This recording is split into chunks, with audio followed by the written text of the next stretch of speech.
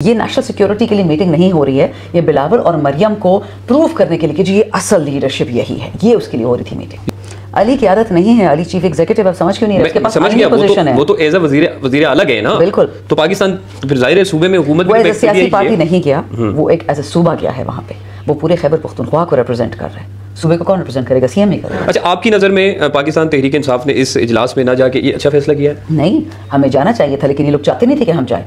चोर की औलाद, आप लोगों ने अपनी गाड़ियों के लिए, टायरों के लिए 2 करोड़ 2 अरब मंगाए हैं, और आप लोगों को हामला औरतों को 23,000 दोगी, उनको 23 लाख दो माजरत के साथ। उसका तो नाम मेरे सामने मत लिया करें। मैडम, आप सख्त जुबान इस्तेमाल करती हैं, पर्चे हो जाएंगे ये पीके के। हाँ, तो पहले भी हो चुके हैं, और काट पर्चे, नहीं डरती मैं इससे। अस्सलाम वालेकुम नाज़रीन, मैं हूँ इब्रार वली और आप यूट्यूब पर मुझे देख रहे हैं। इस वक्त रहनुमा पाकिस्तान तहरीक इंसाफ शानदाना गुलजार साहिबा हमारे साथ मौजूद हैं। मैडम, बहुत शुक्रिया। इस वक्त कौमी सलामती का इजलास यकीनी तौर पर भी जारी है, क्या कहेंगे? क्या कह सकते हैं, लहूलुहान कर दिया मेरे पाकिस्तान को। कहा था इमरान खान ने, मुझे याद है खान साहब ने जब साइफर दिखाया था, उड़ा के दिखाया था हमारे जलसे में 23 मार्च के, उससे पहले उन्होंने ये कह दिया था एक प्रेस कॉन्फ्रेंस में कि मुझे तो ये हटा देंगे, लेकिन जो मेरे पाकिस्तान का जो ये लोग नुकसान करेंगे वो नाकाबिले तलाफ़ी है। वहीं पे आज हम खड़े हैं। इकॉनमी कौन, investment finished, human rights non existent, government नकली, प्राइम मिनिस्टर नकली, प्रेसिडेंट नकली, चीफ मिनिस्टर झूठी, और दहशतगर्दों की बारिश। इस मुल्क में कौन आकी मैशत ठीक करके देगा?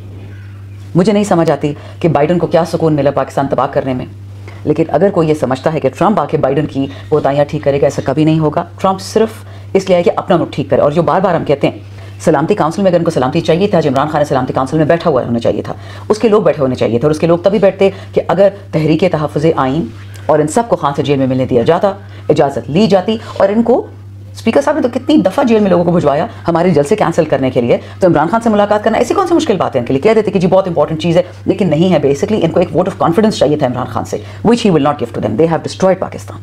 अच्छा मैडम, ये पाकिस्तान तहरीक इंसाफ ने कौमी सलामती के इजलास में ना जाने का फैसला किया है, लेकिन बहुत सारे लोग ऐसे हैं जो जाना चाह रहे थे।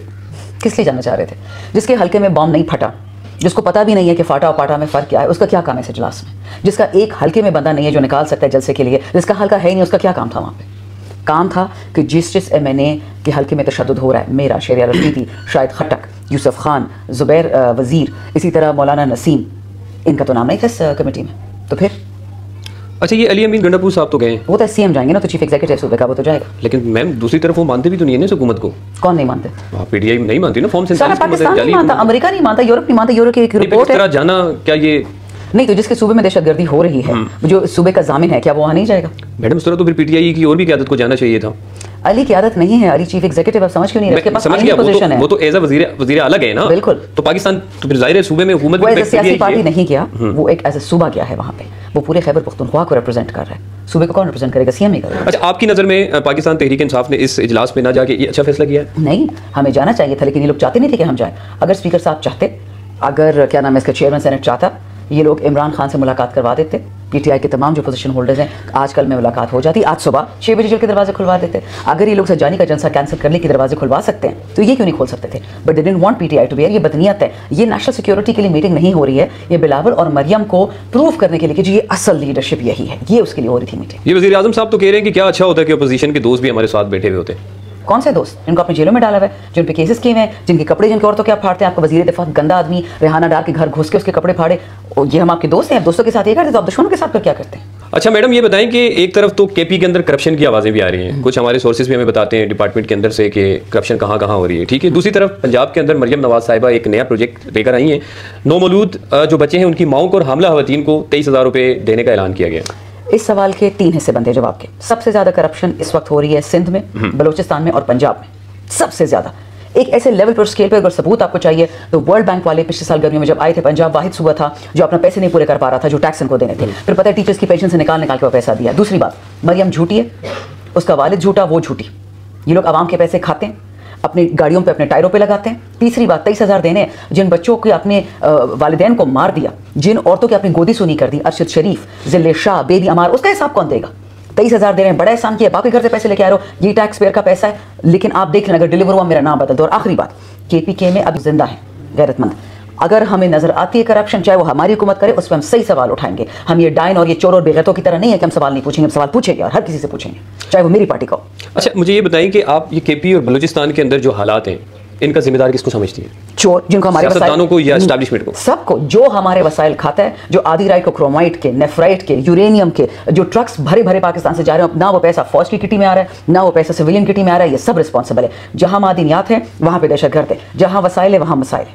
लेकिन मैडम ये नवाज शरीफ ने कोशिश की थी बलूचिस्तान के हालात को बेहतर करने के लिए। जब अब्दुल मालिक बलोच वजीर आला थे, उन्होंने खुद इस बात का इतराफ किया है कि नवाज शरीफ ने मुझे ये टास्क दिया कि आप वहां के लोगों से बात करें कि उनके बेसिकली मसाइल क्या है। आपको नहीं, वो कह रहे हैं 3 टाइम प्राइम मिनिस्टर को नहीं पता कि आप लोगों को उनके घर से उठा के ले जाते हो। मेरा सवाल सुने ना। वो ये कह रहे हैं कि जब मैंने उनसे बात की वो एग्री हो गए थे कि आप 71 के आइन को भी मानेंगे और एक और भी कोई उसके अंदर कोई मुद्दा था, इस वक्त मैं भूल गया हूं, कि उसको भी आप मानेंगे। वो कह रहे हैं कि जब ये उनसे तय करने के बाद जब मैं प्राइम मिनिस्टर के पास पहुंचा तो मुझे मियां साहब ने कहा कि आप जाएं फौज से बात करें, आर्मी चीफ से बात करें और देखें क्या होता है। फिर वो कह रहे हैं कि जब मैं आर्मी चीफ से मिलने गया तो वहां पर जो लोग थे, आधे ये चाह रहे थे कि ये मुज़ाकरात हों, आधे चाह रहे थे कि मुज़ाकरात ना हो।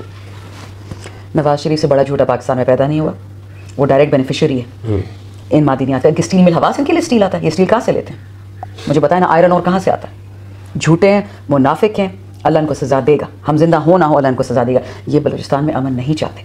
जंदाल इसके नवासों की शादियों में आता है, नरेंद्र मोदी नवाज शरीफ उसे जफिया लगाता है, पपिया लगाता है, हाथ पकड़ता है। बगैर वीज़े के नरेंद्र मोदी अफगानिस्तान से पाकिस्तान आया था।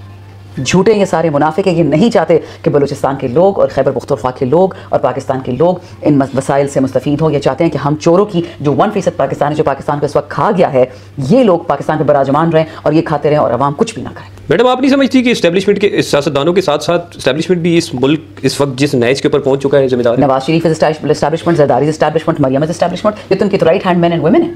इनकी तालीम क्या है, इनकी सीवी में क्या लिखा है, इनकी औकात क्या है, ये कौन थे?